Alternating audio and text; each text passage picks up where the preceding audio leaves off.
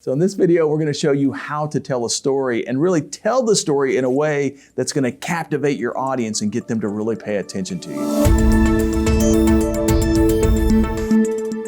Hey, this is Doug Stannard with Fearless Presentations, the fastest, easiest way to eliminate public speaking fear. And on this video, we're talking about how to tell a story. It's funny because storytelling is very natural. It's one of those things that we kind of do on a day-to-day basis. So if you think about the situations where you're really in rapport with your friends or your coworkers, you're at the water cooler or something like that, you're at your coffee pot in the office, and a lot of times what will happen early in the morning anyway is that folks will kind of tell what happened yesterday and that kind of thing. So that is storytelling. And so when we're giving presentations and we're trying to insert stories into those presentations, we can use the same type of format.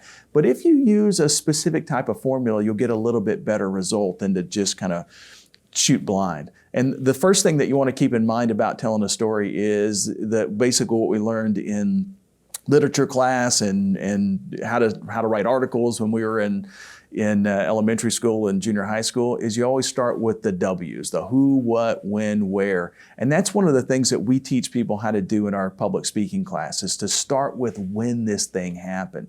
It's magical because a lot of times what we do when we're coaching, as instructors, when we're helping somebody come up with a good story or tell their story, one of the first questions that we'll ask is, so when did this thing happen? And it's funny because once they get into that specific moment in time in their head, the story just kind of flows. So if you start with when this thing happened. So 2 years ago, I was working on the, such and such project. It makes it a whole lot easier to get the story rolling anyway. And then the rest of the W's are what's going to happen in the first kind of sentence. So if you tell when it happened right at the beginning of the sentence, where you were, who you were with, and then start telling us what happened, then you'll get a lot of the major content out in the first couple of sentences, and that's what will actually capture the attention of your audience pretty dramatically.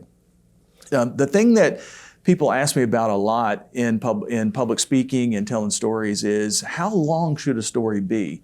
And I always kind of answer the question, well, it kind of depends. It depends on the time frame of the speech that you're delivering. In some situations, a 30-second story might be appropriate. In some situations, a 1-minute version. In some situations, a 2-minute version of the story might be in order. So I always encourage people to have 3 different versions of a specific story ready to go, just in case the time frame of your presentation changes. So like for instance, if I've got let's say I'm trying to make a point, one that I kind of use in class a lot is why we should show up early to work. And I kind of tell a story about when I had my first job working in the training industry. I was actually a sales guy working for a big training company. And the very first day that I came to the office, I was really early because I lived about 30 miles away from the office. And so I didn't know how long it was going to take me to get through traffic. And when I got to the office, it was like 7:30 and the office didn't open until 8. I thought I was going to be in the parking lot waiting for 30 minutes. But when I did, the light was on in the office. And so I went ahead and kind of walked in. And there was a guy named Norm Geis. Norm was one of my good buddies for a long time. And he was the only guy in the office. And when he greeted me, he said, "Oh, you must be the new guy." And I introduced myself and he introduced himself to me. And he said, "Man, you're going to do well here." And I was like, "What do you mean?" And he said, "Yeah, I know the people that come to work early are always the ones that make more money." And it was funny, over the next 2 or so years that I worked with Norm, I kind of noticed that every time we had sales meetings, he always would open up his briefcase and he had contract after contract after contract. And the funny thing was that I never really saw Norm do a whole lot of work. Well, it turned out that Norm was getting a lot of his work done between the 7 o'clock hour and the 10 o'clock hour. And I just kind of used that as my template when I was getting started. And I ended up fairly early on doing pretty well in sales just as a result of using him as an example. So a lot of times I'll tell that story to people when they're coming to work for me for the first time, because I know that if a salesperson especially kind of starts his or her day earlier in the morning, they're going to make more money.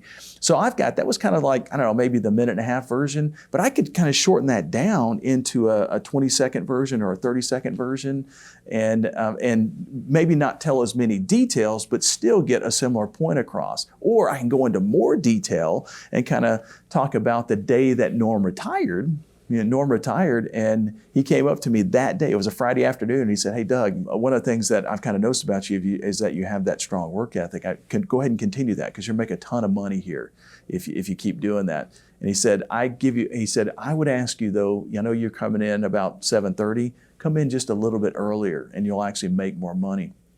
And I didn't really think that much of it until that next week, though, since that was the advice that he gave me. I came in at Monday, it was about 7:15 or so. Nothing really changed. Tuesday, 7:15, nothing really changed.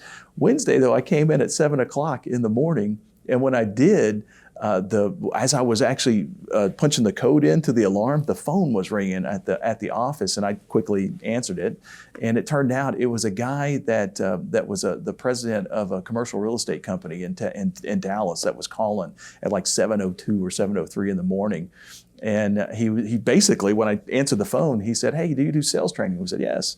And he said, "Hey, can you come out and tell me about it?" And I did what every salesperson did at the time. I would say, "Yeah, would Tuesday be better or next Thursday be better?" And he said, "Well, what are you doing now?" And I actually got in my car and drove over to his office. I was at his office by 8 o'clock in the morning, and by 9 o'clock, I'd signed a $30,000 contract with him. So it was a pretty cool kind of success story. So basically, I've got more details in that story that I can tell if I have the ability to kind of do that. So have different versions of your story available, and it'll make it to where you can use it more effectively depending on the time frame that you have. So the third part of telling a story is having a really good call to action at the end. A lot of times folks will get really good at telling stories, but then there's no point to it. You have to have a point to your story. Remember Aesop and Aesop's fables. The moral of the story is, or one of the things that that Dale Carnegie wrote in one of his books is, the action I want you to take is. For me, I like to make it a little bit more subtle. I just kind of say, hey, well, the reason I'm telling you this is, or the point of my story is, you don't have to be overly dramatic. Just tell them why you're telling the story. And if you do that, it's more likely to cause them to create a behavior change. Now, I'm gonna give you one bonus thing here, because there is a fourth thing that I kind of teach in classes sometimes, but a lot of times, this is more of a finesse thing. It takes a little bit more practice, but if you get really good at this, you can actually make your stories really come alive. It's what marketing people call a hook. It's where you give something at the beginning of your story that makes people want to pay attention. So a lot of times what I'll do in my stories is I will give the action part of the story, or the most interesting part of the story right at the beginning, and then go back and give the preamble later to kind of tell how I got there. Movies do this all the time. When I was a kid, or I guess a young adult anyway, Pulp Fiction came out. It was a movie that's still pretty popular, I guess.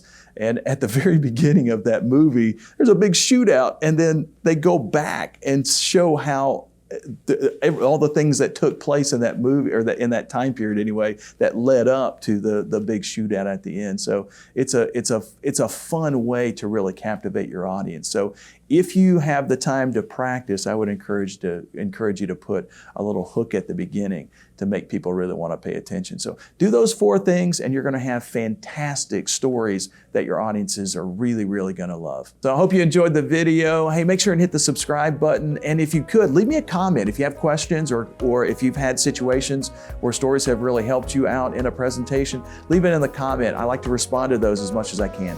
I'll see you on the next Fearless Presentations video.